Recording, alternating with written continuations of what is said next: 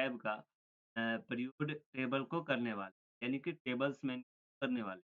देखो, tables menu करने के लिए डाटा पहले से ही आपको चाहिए, ठीक है? ये डाटा यानी कि ये प्रोजेक्ट जो है मैंने जो अपलोड कर दिया है, उसको आप देख लेना, ठीक है? और ये हॉस्पिटल बिल के नाम से आप इसको ऑनलाइन देख लेना और उसके बाद जो है आप इसको सेम टू सेम बना पाओगे। बनाने के बाद आप इस है परियोड टेबल को अप्लाई कर सकते हो। अब परियोड टेबल कैसे काम करता है क्या होता है वो सब चीज़ें करके ही देख। यहाँ पे सबसे पहले तो रेंज सेलेक्ट करनी पड़ेगी। तो यहाँ पे फर्स्ट हेडिंग से नीचे वाले से सेलेक्ट करना है और नीचे जितना तक डाटा होगा उतना तक, ठीक है? उसके बाद आपको पीरियड टेबल के डाउन एरो पे क्लिक करके फॉर टेबल रेंज पे क्लिक करना है। ठीक है?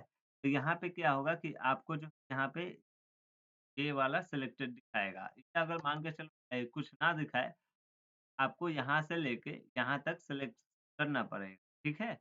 ये देखो सेम टू सेम आ गया। तो ये सिलेक्शन होता है, ठीक है? उसके बाद आप क्या चाहते हो?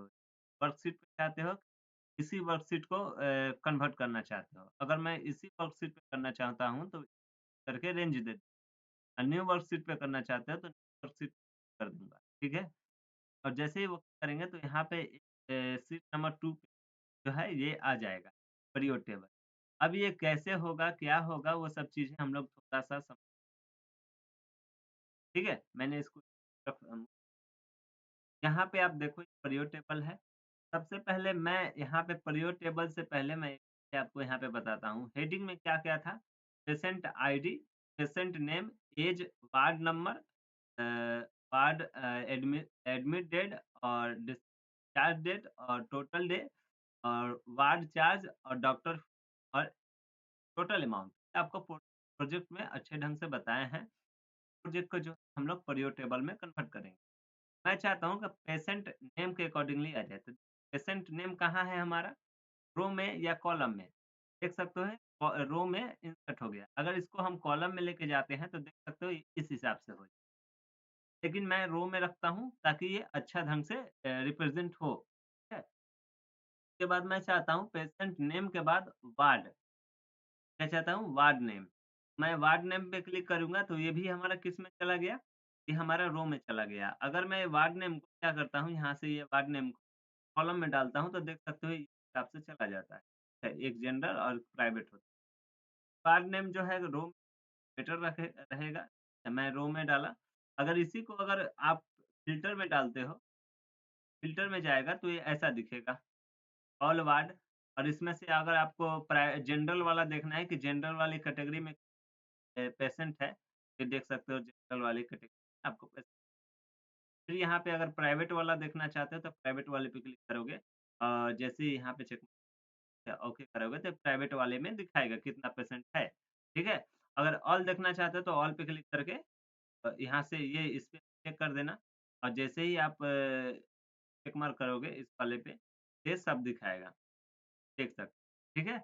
अब यहाँ पे मैंने वार्ड नेम को फ़िल्टर में डाल दिया।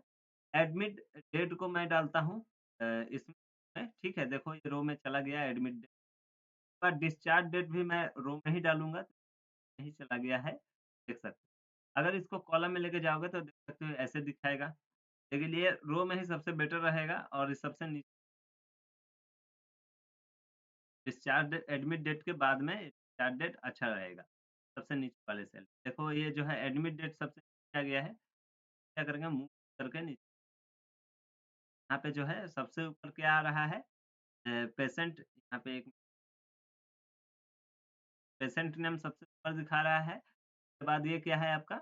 आपका ये जो है आपका डिस्चार्ज डेट है, ठीक है? और ये हमारा ये वाला एडमिट डेट है, ये गड़बड़ है, ठीक है? क्योंकि मेरे को क्या करना पड़ेगा एडमिट डेट जो है हमको ऊपर डालना होगा, तो मैं इसको ऐसे सेलेक्ट करके मूव अप कर दूँगा। मैं अप करूँगा तो ये देखो ऊपर चला जाता है, ठीक? मैं इस पे क्लिक करता हूँ एक बार और, ये देख सकते हो ये क्या है एडमिट डेट और ये क्या है आपका डिस्चार्ज डेट, यहाँ पे बता देगा, ठीक है? देख सकते हो।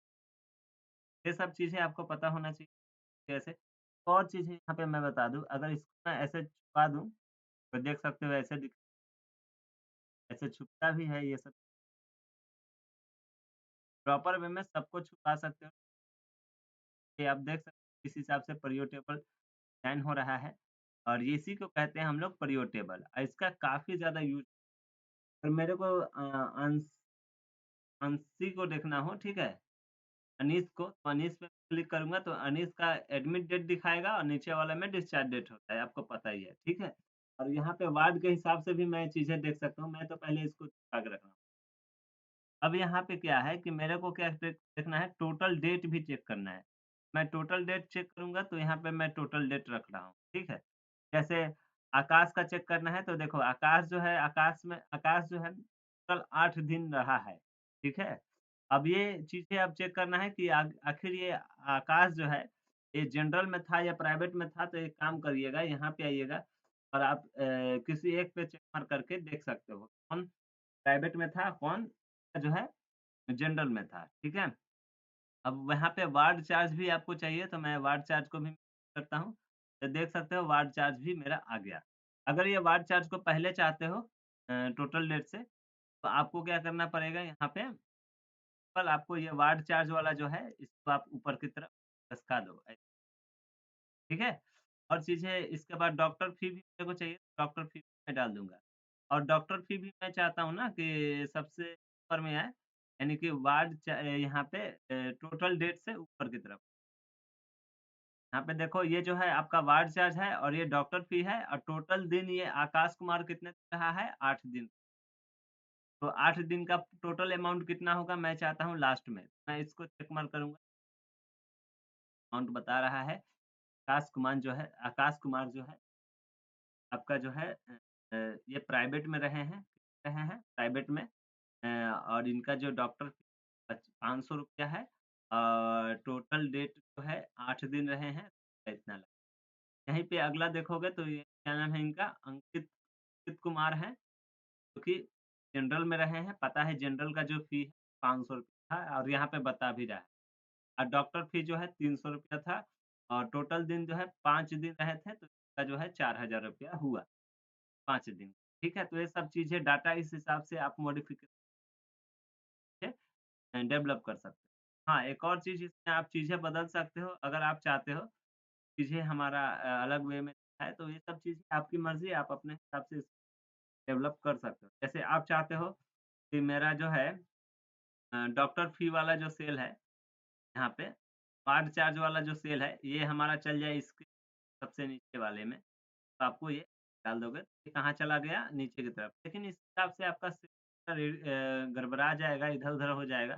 ये सब चीज़ें सजाना आप आप अपने हिसाब से सजा लेना, ठीक है? आपको अच्छे से प्रोजेक्ट समझ में आएगा तो चीज़ें आप खुद से बहुत अच्छे ढंग से कर सकते हो। तो डाउन कर दोगे, तो एंड कर दोगे तो सबसे नीचे अब इसको ऑन करोगे ना तो ही जाके इससे ये आपका क्या चला गया? वार्ड चार्ज डॉक्टर फ़ी चला गया, ठीक है? डॉक्टर फ़ी किसमें चला गया? कॉलम में चला गया सॉरी रो में चला गया। मैं ये सबको थोड़ा-सा हाइलाइट कर देता हूँ। तो ये एक सेटअप हुआ कॉलम के वे में और एक और जो है हम खुद सेटअप कर रहे हैं और उस सेटअप का भी कहानी मैं आपको बताऊँगा। 1 मिनट मैं इस पूरे ऑन कर लेता हूँ,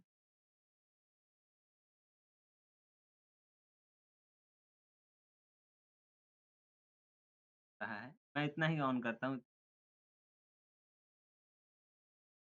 अब इसके बाद मैं चाहता हूँ ना डॉक्टर फ़ी किसमें चला जाए ये आपका जो है चला जाए रो में। मैं रो में इधर की तरफ घसकाऊँगा और इसको जो है डॉक्टर है डाउन साइडेड डाल दूँगा सबसे एंड पॉइंट। एंड पॉइंट पे चला गया डॉक्टर फ़ी भी देख सकते हो डॉक्टर फ़ी इसका 300 क्योंकि ये जनरल में था। जनरल का फ़ी जो है ₹500 वार्ड चार्ज लगता है और ₹300 डॉक्टर फ़ी लगता है, आपको पता है। ठीक है? अब इसके बाद हमको टोटल अमाउंट का भी जो है ये में डालना है। टोटल डे भी समझ लो चलो हम इसको डाल देते हैं। मैं इस क्या करूँगा ऐसे घिस के आऊँगा और इसको मैं कर दूँगा टोटल डेट जो है सबसे एंड। देख सकते हो 5 दिन रहा है तो और ये 8 दिन रहा है, ठीक है? और ये प्राइवेट में रहा है, ठीक है? प्राइवेट का फ़ी देख सकते हो अलग तरीके से दिखा रहा है, सब चीज़ें हैं।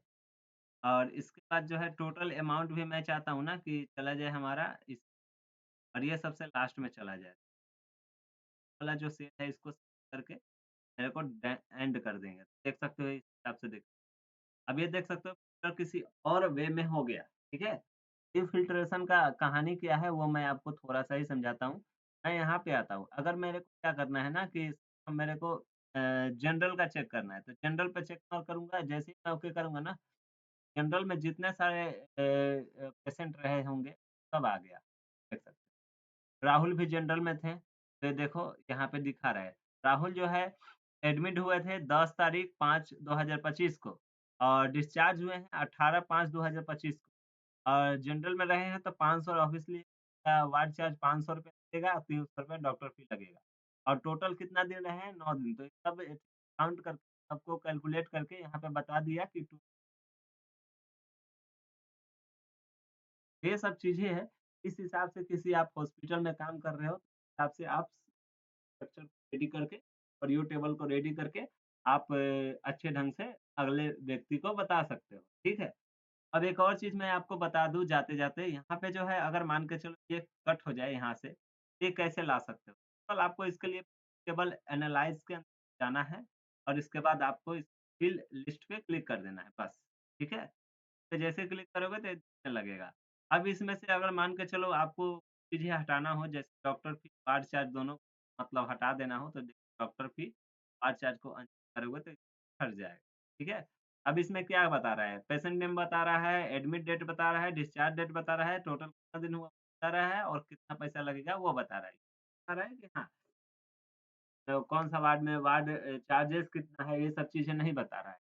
ये आपकी मर्ज़ी आप देख लेना, अभी जो फ़िल्टर किया है जनरल है, अगर इसमें प्राइवेट हो जाता तो प्राइवेट के हिसाब से दिखाता है। मैं देखो आपको दिखाता हूँ, इस पे क्लिक किया और प्राइवेट पे चेक मार्क किया और जनरल वाला हटा दिया। जैसे ही ओके कर तब प्राइवेट का दिखाने लगा, राइट? तो इस हिसाब से आप फ़िल्टर कर सकते हो, इस हिसाब से आप प्रियो टेबल को रेडी कर सकते हो, ठीक है?